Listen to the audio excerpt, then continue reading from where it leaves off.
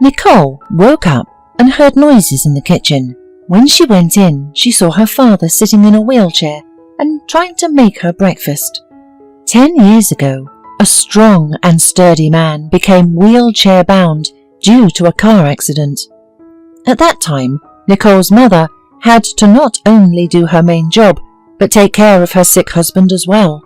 She coped with the enormous burden heroically, but one day, her heart stopped beating. It happened 4 years ago, when Nicole was 19, and she had just entered the college. After burying her mother, the girl switched to a distance learning program and got a job as a maid. "Hi, honey. Here, I decided to help you, because you were up all night again because of me, and you still have to work." "Daddy, it's okay. The main thing is that your night attack went away." Nicole tried to reassure him. "My friend, Monica, goes clubbing all night and then she works, and no problem." "Yes, she'll find a husband and have children quickly, and you have no private life because of me," continued her father sadly. "Dad, don't say that. Is it possible to meet a normal guy in a club? If it's meant to be, my destiny will find me at the bus stop." At breakfast they talked again about Nicole's problems at her new job. She had recently switched from a small hotel to the best one in town, and had already fallen out of favour with the manager, Mrs. Scott. She was constantly picking on Nicole and some of the other maids, always giving them the most difficult and unpleasant assignments. The hotel owner rarely visited the city and completely entrusted the management to Mrs. Scott, which she was unspeakably happy about, and did not hesitate to line her own pockets shamelessly. All this Nicole heard from one of the oldest workers, Mrs. Flores, on the first day. The elderly woman immediately warned her that it was better to keep her mouth shut so as not to lose her job, and also advised to stay away from slyly receptionist Owen, who apparently was in a relationship with Mrs. Scott, and they did all their dark business together. One rainy evening, on her way to the bus stop, Nicole was accosted by a stranger in a car parked in front of the hotel. "Miss, can I give you a ride? You have such a sad face. I think you need my help." "Thank you," Nicole replied. Normally she didn't pay attention to drivers who tried to get her attention with signals or annoying offers of a ride, but this day she was exhausted and didn't want to get soaked. She got in his car and asked for a ride to the bus stop. "Why? I can take you home." "I don't mind, especially since the rain keeps getting worse." "Why would you want to get wet?" Nicole agreed. The man introduced himself as Adrian, and to the girl's great surprise, he turned out to be Mrs. Scott's son. This news made the girl feel like she was shivering on the inside. Feeling her fright, Adrian calmed Nicole down by saying that he knew his mother's character and didn't get along with her very well himself. "My parents divorced about 10 years ago, and I lived with my father most of the time. Only lately, I started to communicate with her more often. She bought me a car and thinks that if I accepted her gift, I will be tame and obedient. But, in fact, when I get tired of listening to her complaints, I'll go far away, and this sports car I will take with me. It will be easier to escape from my mum," said Adrian, and laughed merrily. Nicole thought to herself that she would be glad to get away from Mrs. Scott too, but she had to, like many in their hotel, put up with her for money. After dropping Nicole off at home, Adrian took her phone number and promised to call her, but she almost did not believe that such a handsome man would want to go out with her further. Lately, she often thought of him, and in some way he reminded her of her school friend Frank. When she remembered him, Nicole's heart clenched painfully, and she tried to banish the painful memories quickly. Adrian showed up a couple of days later and invited Nicole to a cafe. "I'm sorry I didn't call you back right away. I had a quarrel with my mother, and lived at a friend's house. And there, friends, parties, and certainly not without a drink, so we had a crazy time. Nicole listened to him and realized that they were from different worlds. Adrian relentlessly spoke about his cheerful and carefree life, where he had never thought about where to get money, because since childhood he had been used to getting unlimited amounts of it, first from his father and then from his mother. He talked about his travels and parties, his surfing hobby and other aspects of his life, with absolutely no interest in Nicole's life. Of course, she had nothing to tell him, and he was unlikely to be impressed by her sad stories about her sick father and dead mother. Nevertheless, she wanted to warm herself at least a little in the rays of his bright and so unfamiliar to her life. When Nicole told her friend Monica, who worked as a maid in the same hotel, that she was dating Mrs. Scott's son, she warned her and advised her to be careful. But Nicole had realized a long time ago that she and Adrian are too different to be a couple, so she communicated with him more as a friend. But Adrian didn't want to be just a friend. He got tired of just sweet talking. He became more insistent, but Nicole continued to keep a distance. Time passed, and soon Mrs. Scott found out about her son's passion. Calling Nicole from her office, the woman pounced on her with accusations and threats. "What have you been doing in my son's car? I have seen you. My son is no match for you. Don't you dare even look in his direction," the woman shouted angrily. "It's your son who's constantly seeking my attention, not me," said Nicole, unable to restrain herself. Mrs. Scott's indignation was boundless. After accusing Nicole of lying, she ordered her not to even stay near Adrian and made it clear that the conversation was over. Nicole left the office, burning with anger and resentment. Therefore, when Adrian called and invited her to his friend's party, she agreed to spite her boss. After drinking a few cocktails, Nicole herself did not understand how she was in Adrian's bed, contrary to her principles.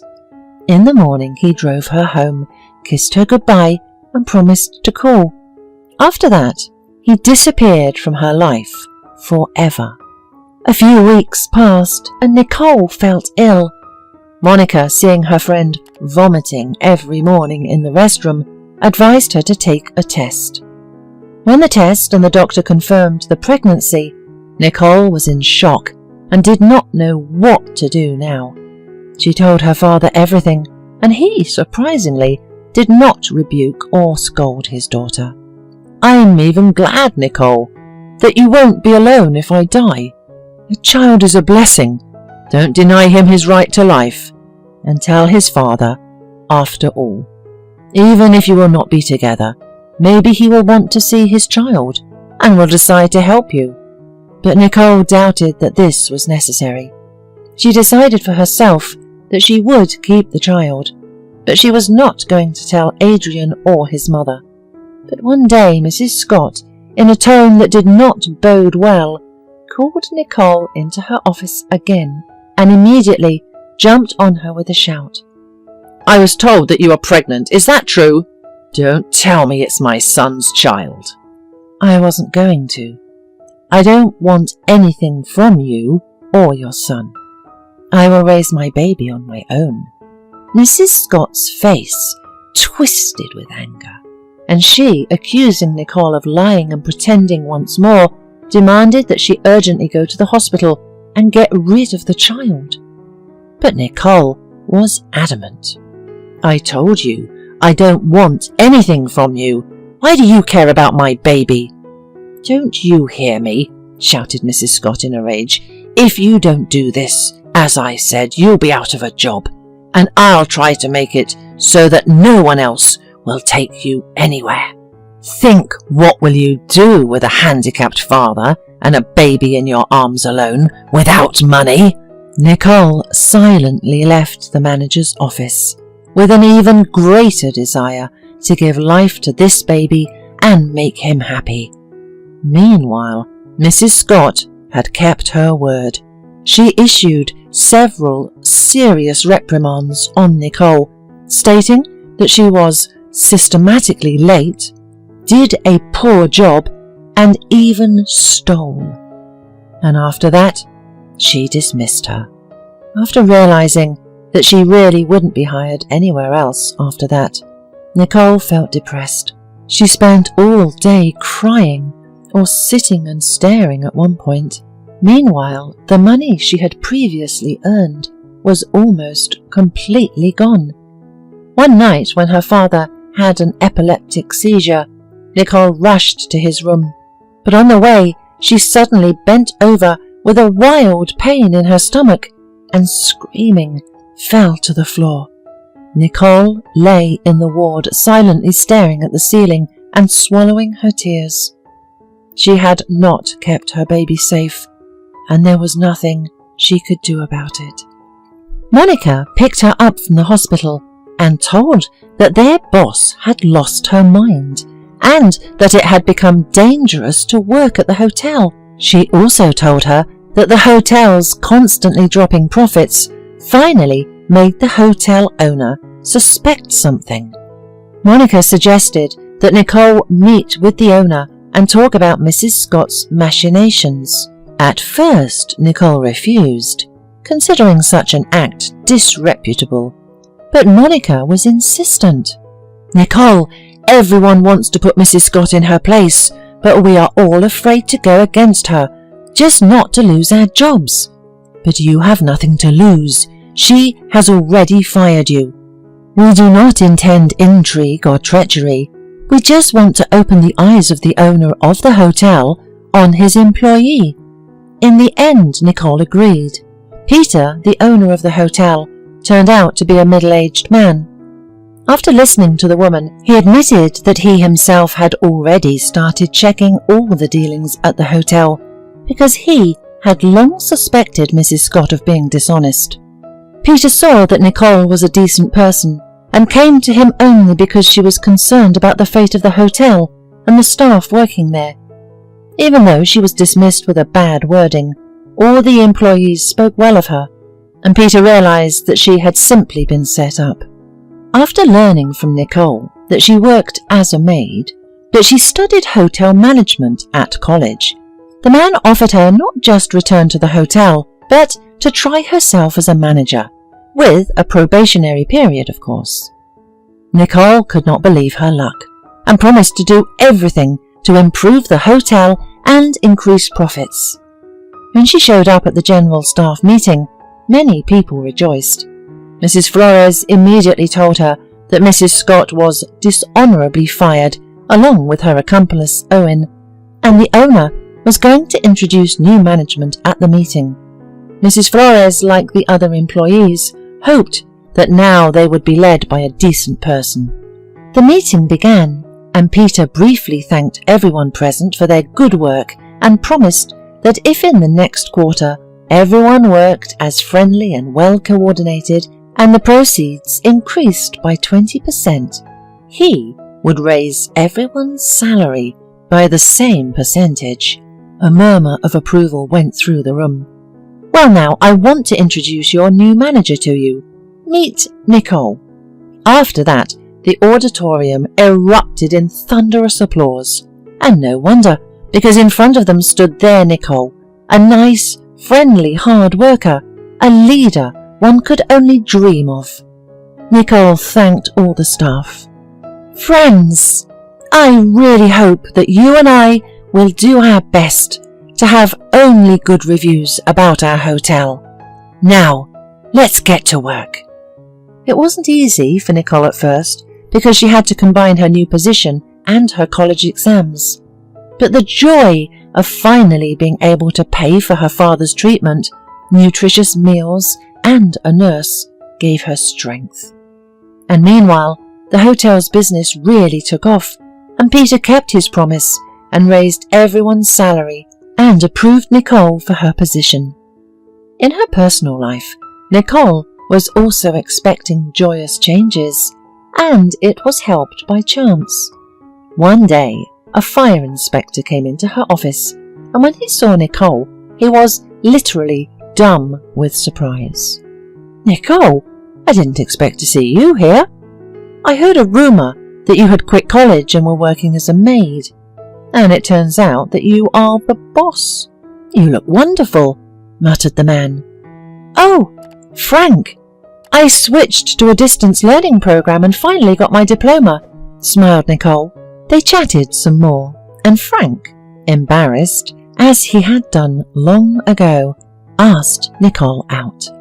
He had been in love with her since first grade, and in 10th grade, the first beauty of the school, Trinity, fell in love with him and did everything to seduce him. She was experienced beyond her years, so she easily conquered the head of Frank, who was desperate to get love from the prude Nicole. So their paths parted. Then Frank went to serve in the army, and during all this time, Trinity led a pretty riotous lifestyle. Nevertheless, she managed to convince the guy of her love and loyalty, and even in one of his vacations, she managed to get pregnant from him. So, returning after the army, he had a little daughter, Molly, waiting for him at home. Frank and Trinity got married, but even after the wedding, Trinity did not calm down, and being attracted by a young lieutenant, she left her poor husband with the baby and went with her new love to another state. All this Nicole had heard from their mutual acquaintances because she had never seen Frank since then. But she did not hold a grudge against him, and all the past offences were far behind her. At the coffee shop, they talked about absolutely everything. They reminisced about their childhood years, about Nicole's parents, who were always nice to Frank. "You know, I want you to introduce me to Molly." Nicole finally made up her mind. "Let's take her tomorrow and go together to my daddy. He will be pleased to see you. He often thinks of you." When they arrived at Nicole's house, Molly immediately imbued him with confidence, for she did not have a grandfather, but she had always dreamed of one. She turned out to be a beautiful, perky little girl and announced from the threshold, "Hello, you're my real grandfather, aren't you?" The elderly man hugged the little girl and said that if she wanted, he would be her grandfather. Molly nodded happily and, looking at the wheelchair, said seriously, "Your feet hurt a lot, don't they? When I grow up, I will surely become a doctor and cure you." Nicole could not hold back tears of tenderness. "What a wonderful girl you have." "Yes," replied Frank. "Would you agree to be her mother and my wife?" Nicole looked into Frank's eyes and realized that she was unable to refuse him, because she herself had been dreaming of him for a long time.